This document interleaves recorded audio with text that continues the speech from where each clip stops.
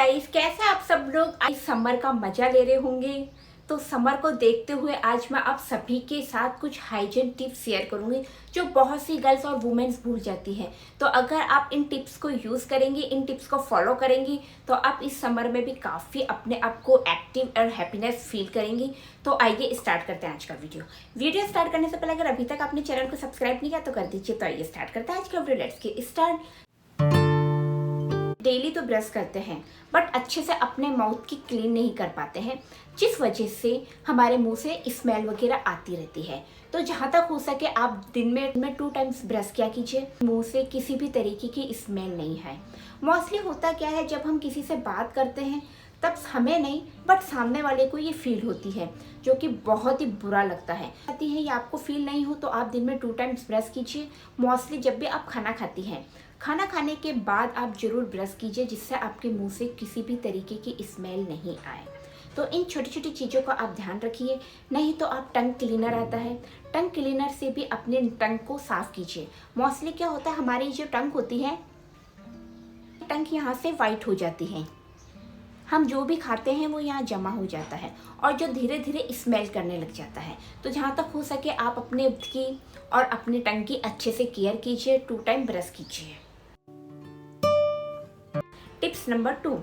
And guys, हम हमारे face की, बॉडी की अच्छे से तो केयर करते हैं बट हम हमारे ईयर की अच्छे से केयर नहीं कर पाते हैं, जिस वजह से नहाते टाइम साबुन वगैरह हमारे ईयर में चला जाता है और जिस वजह से काफ़ी मील जमा हो जाता है। तो बीच में 15 डेज में एक बार अपने ईयर्स की भी अच्छे से केयर कीजिए।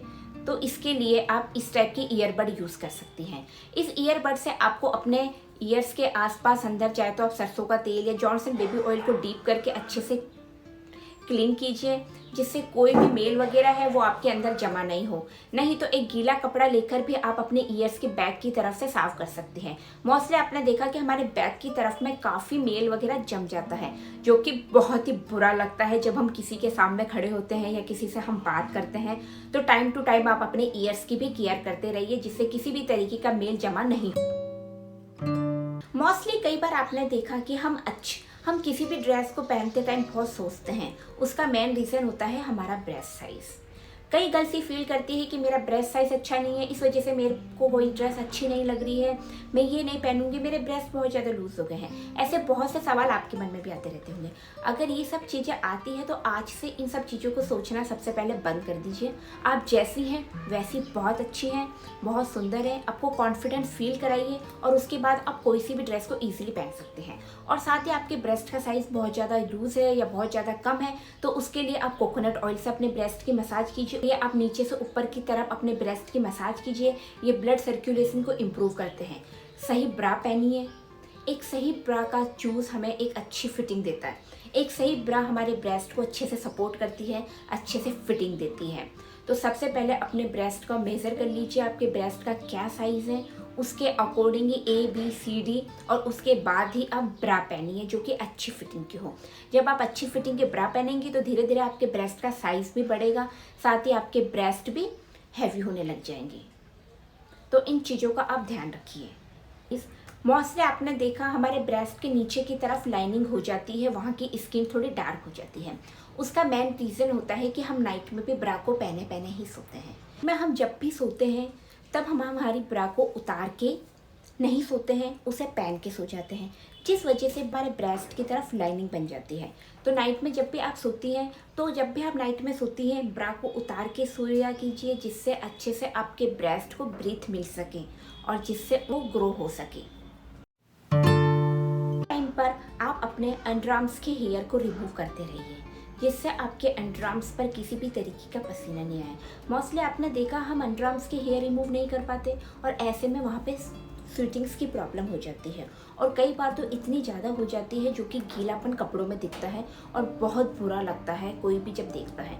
दूसरी बात, यही स्वेटिंग्स कई बार हम ऐसे लाइट कलर के कपड़े पहन लेते हैं तो उसमें निशान बन जाते हैं जो और भी ज़्यादा बुरे लगते हैं। तो जहाँ तक हो सके आप टाइम टू टाइम अपने हेयर को रिमूव करते रहिए, अंडरआर्म्स के हेयर को। और अंडरआर्म्स के हेयर को रिमूव करने के लिए आप कुछ भी रेज़र वगैरह यूज़ कर सकती हैं।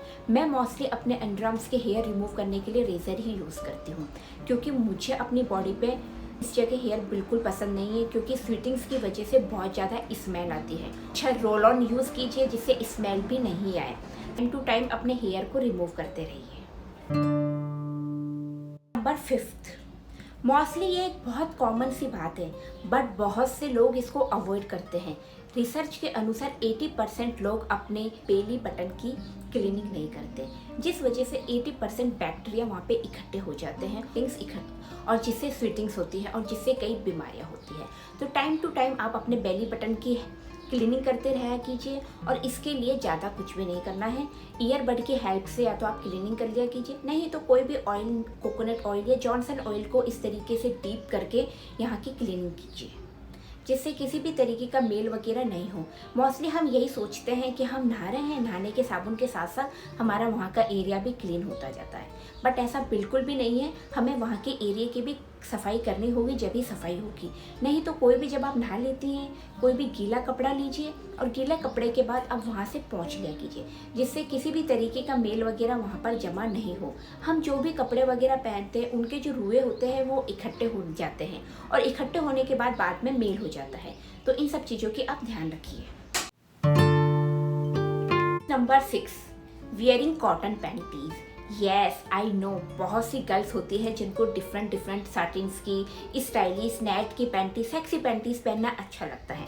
उन्हें अगर आप ये कहेंगे कि कॉटन की पैंट पहन लीजिए तो वो बिल्कुल भी नहीं पहनेंगे। बट गाइस, कॉटन की पैंटीज आपको डेली यूज़ में पहननी ही चाहिए। इस टाइप की पैंटीज को आप 1 या 2 दिन में पहन सकते हैं, बट डेली यूज़ में आप कॉटन की पैंटीज पहनिए जिससे आपकी स्वीटिंग्स की प्रॉब्लम नहीं हो। साथ ही आपने देखा पीरियड्स के टाइम पे ब्लीडिंग्स होती है जिस वजह से वर्जिना एरिया बुरी तरीके से डेड हो जाता है। तो जिसके लिए हो सके आप कॉटन की पैंटीज पहनिए। वर्जिना एरिया भी हमारी बॉडी का एक पार्ट है, उसकी केयर करना, उसकी ब्रीथ का ध्यान भी हम रखेंगे। ऐसे में क्या होता है कि जब हम साटन की पैंटीज पहन लेते हैं तो वर्जिना को अच्छे से ब्रीथ नहीं मिल पाती है जिससे वो डार्क हो जाती है और पीरियड्स के टाइम पर तो और बुरी तरीके से प्रॉब्लम्स हो जाती है। साटन की पैंटीज में कुछ टाइम बाद ईचिंग, इरिटेशन, रैसेस वगैरह हो जाते हैं। तो जहाँ तक हो सके आप कॉटन की पैंटीज पहनिए जिससे आपकी वहाँ की स्किन भी सॉफ्ट रहे और जो एक्स्ट्रा पसीना आता है उसे वो ऑब्जर्व करते रहे।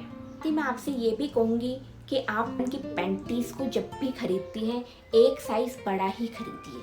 मोस्टली क्या होता है कि हम छोटा साइज़ पहन लेते हैं जिससे हमारी वर्जाइना दबती है और जिस वजह से वहाँ पर पसीना वगैरह आता है जिससे स्किन काली हो जाती है और वर्जाइना को अच्छे से ब्रीथ लेने की भी जगह नहीं मिलती। तो जहाँ तक हो सके एक साइज़ बड़ा ही लीजिए, कंफर्टेबल लीजिए।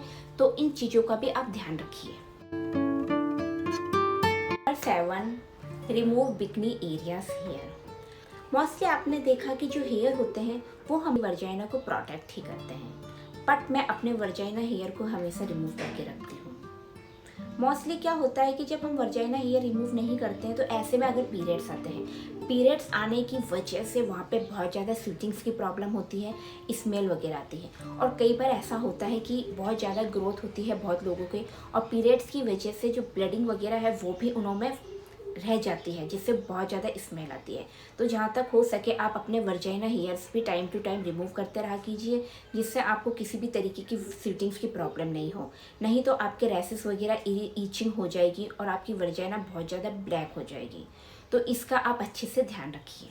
इसके लिए मैं रेज़र यूज़ करती हूँ जो कि बहुत ही बेस्ट और मुझे बहुत अच्छा लगता है। अभी इसके लिए रेज़र यूज़ कर सकती हैं, ये बिल्कुल सेफ़ रहता है। इसकी जगह अगर आप वैक्सिंग कराएंगी तो वो बहुत ज़्यादा टफ़ होता है और वहाँ के जो हेयर होते हैं और वहाँ की जो स्किन होती है वो बहुत ज़्यादा सेंसिटिव होती है। तो जहाँ तक हो सके आप इन्हें रेज़र से ही निकाल लीजिए, वो ज़्यादा बेस्ट है। और के हेयर को भी टाइम टू टाइम रिमूव करते रहा कीजिए और उस एरिया की अच्छे से सफाई कीजिए।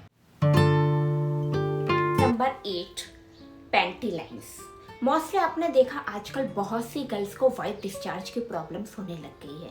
ये वैसे ज़्यादा बीमारी तो नहीं है, ये एक नॉर्मल प्रोसेस है, बट अगर आपकी ज़्यादा वाइट डिस्चार्ज की प्रॉब्लम्स होती है तो आप एक बार गायनोलॉजिस्ट को दिखा सकती हैं, नहीं तो ये एक नॉर्मल प्रोसेस है। पीरियड्स होने के बाद गर्ल्स के वाइट डिस्चार्ज की प्रॉब्लम्स होती हैं।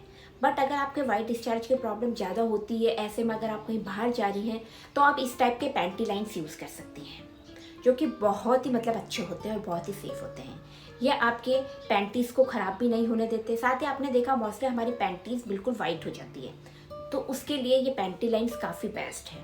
और इन पैंटी लाइन्स का एक सबसे अच्छा फ़ायदा ये है कि इसको अगर आपने लगा लिया, कई बार ऐसा होता है कि हम बाहर जा रहे हैं और हम हमारी डेट भूल जाते हैं, ऐसे में अचानक हमारे पीरियड्स आ जाते हैं, तो ये लाइन्स हमारे पीरियड्स को भी प्रोटेक्ट करती है और हमें सेफ फील कराती है। जब भी आपको लगे कि मेरे पीरियड्स आने वाले हैं 2 या 3 दिन पहले और आपको बाहर जाना है, तो उस टाइम आप इसे अपने पैंटीज में टक कर लीजिए और उसके बाद आप इजीली कोई सी भी ड्रेस पहन के जाइए, आपके कपड़े ख़राब भी नहीं होंगे और 3 to 4 आवर्स तक ये आपके पीरियड्स को एक ही जगह होल्ड करके रख लेते हैं।